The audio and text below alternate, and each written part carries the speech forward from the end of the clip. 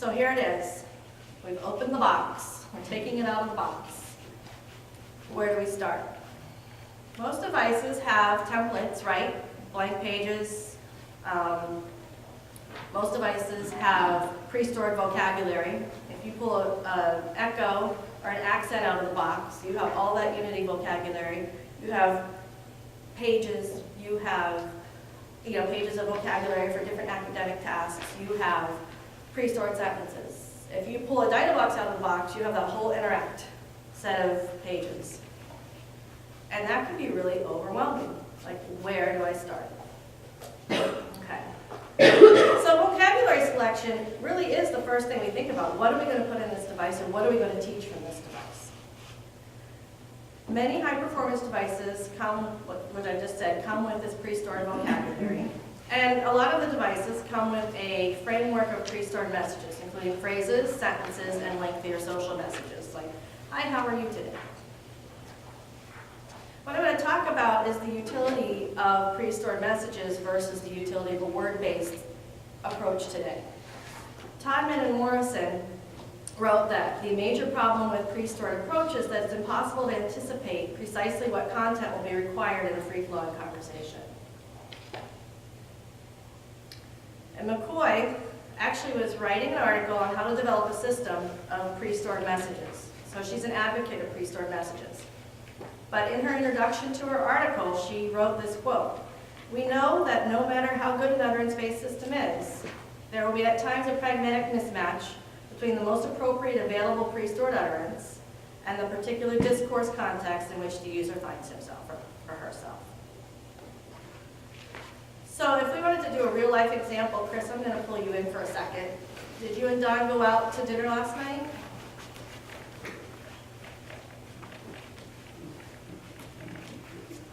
Yes. This is Chris Klein. Chris is he's a mentor for individuals who use AAC, and he's also a licensed counselor. And he's going to participate in our presentation this morning. Chris, what did you and Don talk about at dinner last night? About where our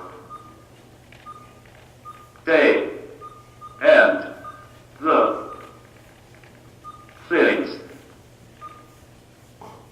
we need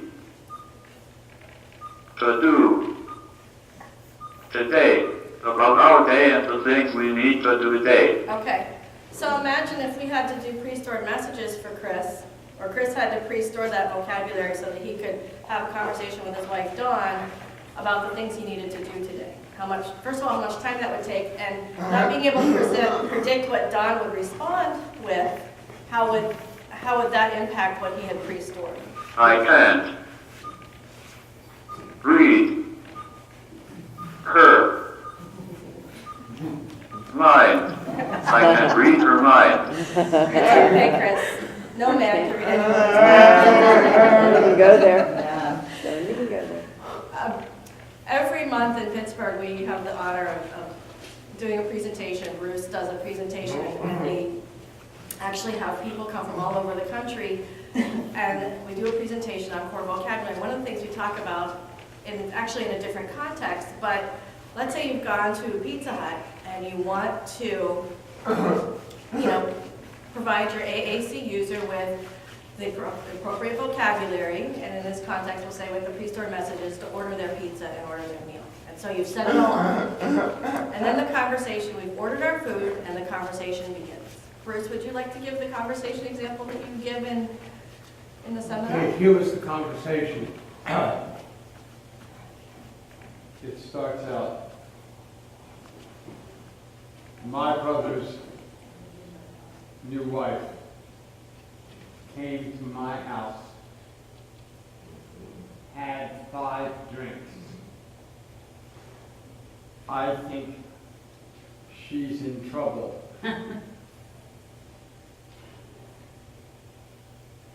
I told my brother. He got very mad with me. What can I do now? That's the kind of stuff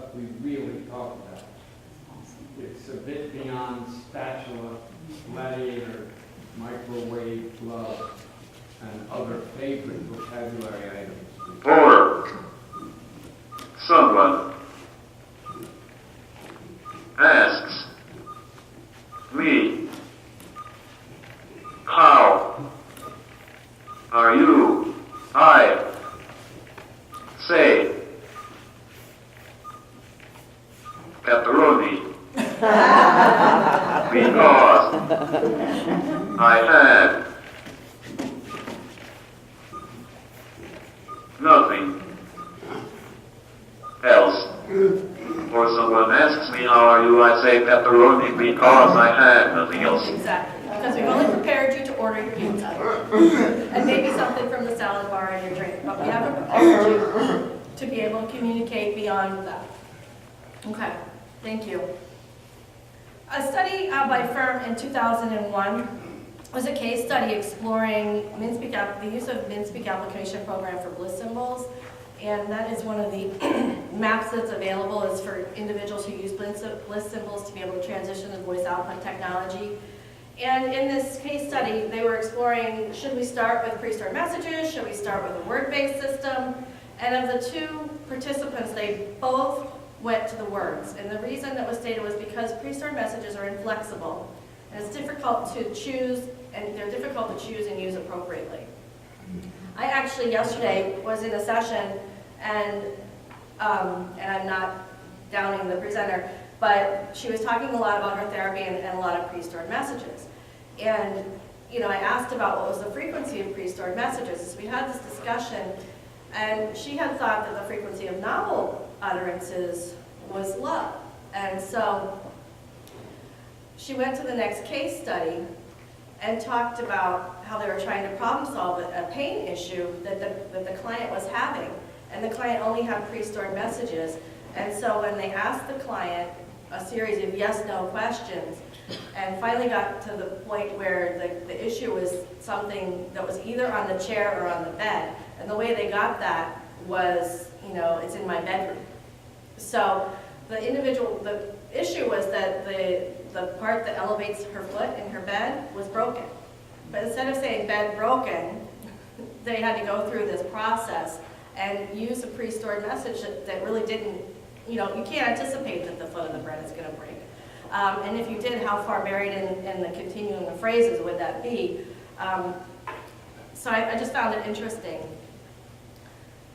This, Rackensperger et al. In 2005 published an article titled, "When I First Got It, I Wanted to Throw It Off a Cliff." And this was focused on adults who had, for one reason or another, lost their ability to communicate verbally.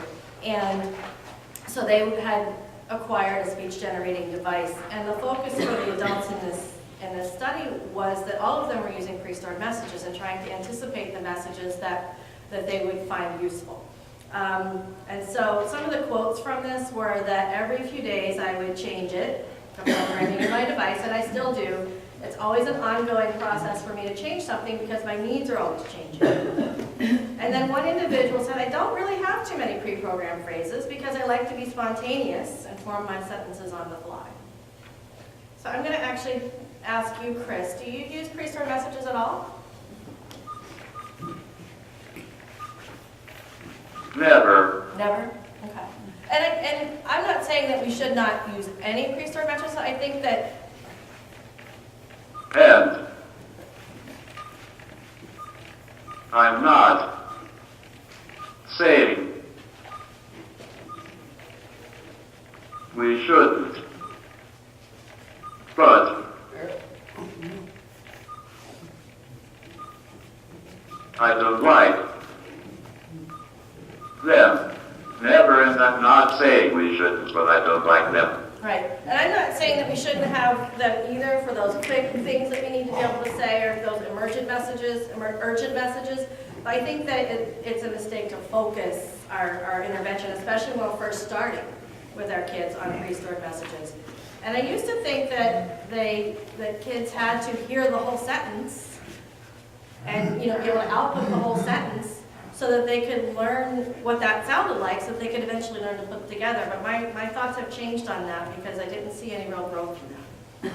So Banaji, Mayor Banaji is a speech language pathologist in Louisiana, and she has done a lot of work with toddlers. And her quote would be that heavy emphasis on pre-stored messages hinders the augmented communicator's ability to develop generative language. And Nelson, and he's discussing language competence and performance issues, suggests that providing a child with pre-stored messages for the majority of their expressive output does not allow them, and I love this, to engage in the messy process of developing language. How many of us, when our kids started talking, could speak in grammatically correct 5-word sentences? They couldn't. It was a messy process. And increasing linguistic competence and performance.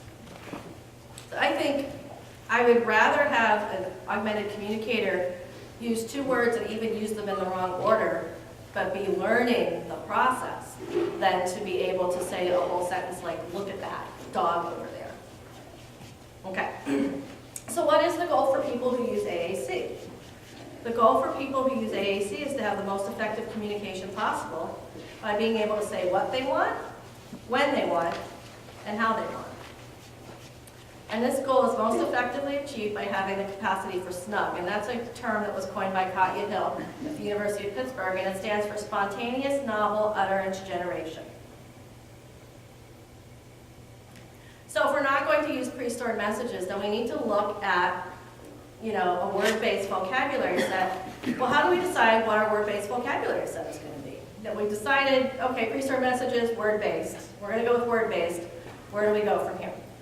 And there are a lot of studies, a lot of articles about how we should start. So one suggestion from Yakino would be a referential versus an expressive language learning style. So referential, I'm drawing a blank on which is which, but one is more focused on kind of labeling the things in the environment, where the other one is more focused. I think the referential is more focused on labeling the things in the environment. And the expressive language learning style is talking about the things in the environment. And I've noticed with my little niece that we do a lot of naming things, right? Book, car, tree, train. And I think that we do the naming things because the expressive piece of that, the talking about things, they hear all the time. That comes really naturally. That's the part that we develop. There's the individualized versus standard vocabularies. So should we go with Yorkston and Buchelman's, 250 words that everybody should have in their device, or should we individualize the vocabulary for our individual users? And then Mark has done studies on core vocabulary versus extended vocabulary. So what are the advantages? We're going to talk about core vocabulary. What are the advantages of starting in your device with your device user with core vocabulary? 80% of every conversation is made up of core words, approximately. Core vocabulary provides people who use AAC with the necessary components to learn language. I apologize. Core vocabulary is flexible. The use of core vocabulary significantly reduces the amount of time that you're going to spend programming devices. And core vocabulary enables people who use AAC to be generative, and that's the most important component. So we're going to take each one of those points and just discuss them briefly. Core vocabulary can most easily be defined as the 350 to 450 most frequently used words. It is comprised of pronouns, verbs, prepositions, adjectives, adverbs, and demonstratives. Okay, this, about, go, that. And it's consistent across populations, demographic regions, and topics. So the studies that have gone through the process of collecting vocabulary that has been uttered by a number of speakers in one environment, from toddlers, which is what Banaji did, preschoolers, youth with moderate to severe cognitive impairment, adults, older adults, and augmented communicator, there's a significant overlap between those words, which says that the words that the toddlers are using and the preschoolers are using are the same words that we're using at our stage of life and then beyond.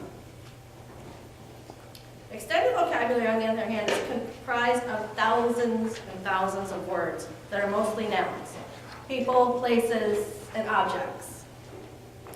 What we tend to see in a lot of AAC devices is the extended vocabulary. And the reason is it's a whole lot easier to draw a picture of a cat than it is to draw a picture of a bell. Right? Okay.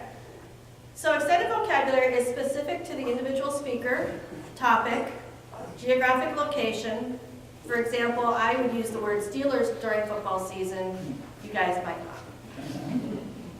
not. It was kind of funny. We were having dinner last night with some women from San Francisco, and one of the women said, "Who's in the Super Bowl this year?" I was like, "San Francisco."